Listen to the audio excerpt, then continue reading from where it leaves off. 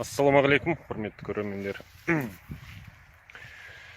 Алма туралы видеомды жалғастырамын. Қазір су келді, міне суғарып жатырмыз алманың бәрін.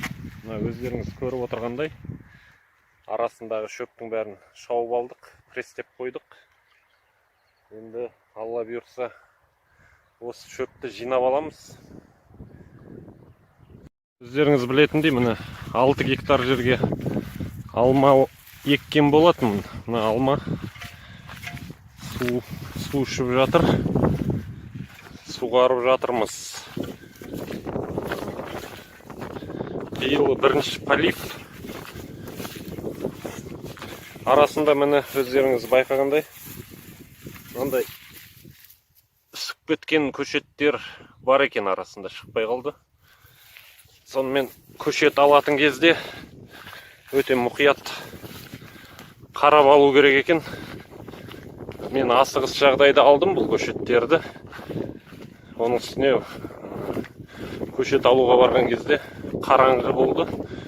Түнде дұрыс байқамадық алманың сүген сүмеген. Қазір мына суды бұрамыз келесі рядқа.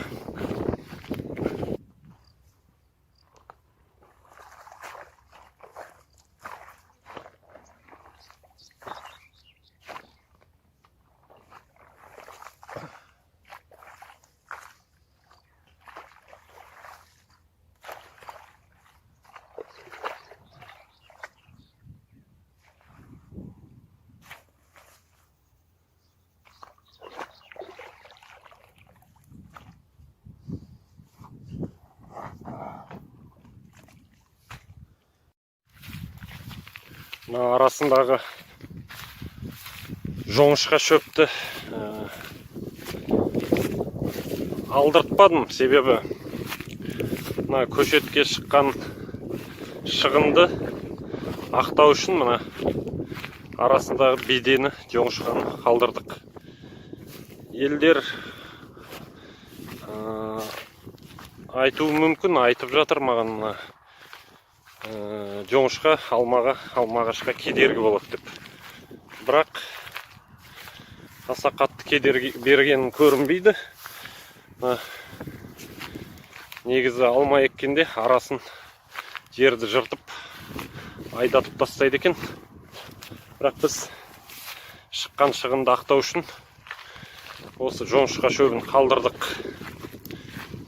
Енді ары қарай бұл шөпті тағы бір рет шауып алсақ па деген ниеттеміз. Алмағаштар су ішіп кішкене жайқала бастады. Бұл алмаға шығатын шығын өте көп екен. Бұл алманы суғарудан бөлек дәрі шашып опрыскивать етеді дейді ғой, орысша айтқанда. Биыл мен әлі дәрілеген жоқпын бұл алманы. Көреміз енді бұйыртса қазір. Суғарып біткеннен кейін бір дәрілеп жіберу керек. Енді бұл қыстық алма, золотое превосходное деген.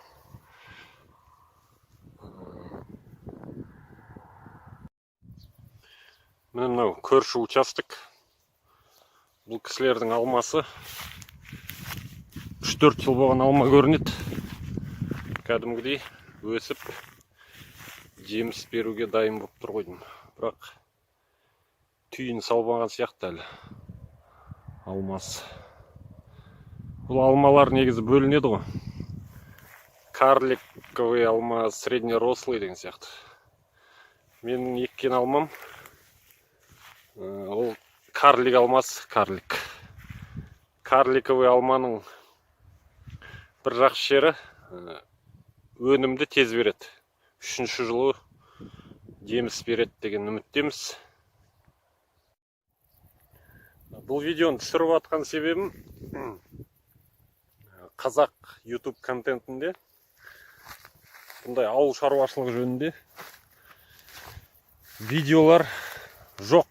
Жоқтың қасы, блогерлар да жоқ. Бұл ауыл шаруашылығы туралы түсіретін сол алғашқы болып ауылдың өмір туралы видео түсіретін блогерлердің бірі болайын деп үміттеніп осы видеоны түсіріп жатырмын. Жалпы ауылдағы өмір өте қызық, таза ауа, рахат, экзотика деген осы. Ауылдың өмірі керемет қой, тамаша. Өстіп таза ауада су суғарып жүргенге не жетсін. Әрине, қаладағы өмірдің де тиімді жерлері бар. Бірақ қазір Алматыға барсаң, көлік кептелісі, ауасы тар, мынандай кеңшілігі жоқ Алматыда. Алматының халқы да қазір бәрі күйбең тіршілікпен жүр. Мынандай кең дала деген жоқ қой Алматы қалалық өңірлерде. Осымен енді біздің видеомыз аяқталды. Әлі де осы ауыл шаруашылығы туралы, мал шаруашылығы туралы видеолар түсіреміз. Қызық болса көріңіздер, қызық болмаса көрмей-ақ қойыңыздар. Арасында лайк басып қойыңыздар. Сау болыңыздар.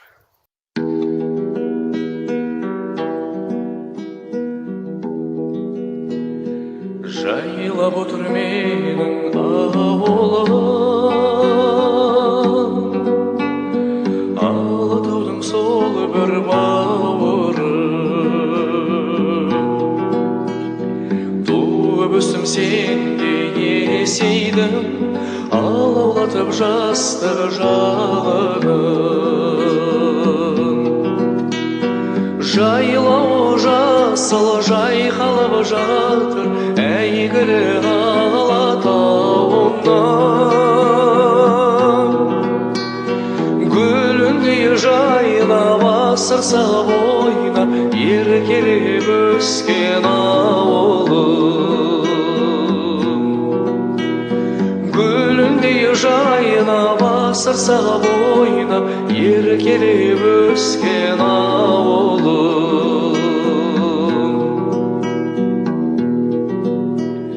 Қайда жүрсем естен кетпейсің, көңілімде менің көктейсің. Бір жалын бар бойда сен жаққан, жүрегімде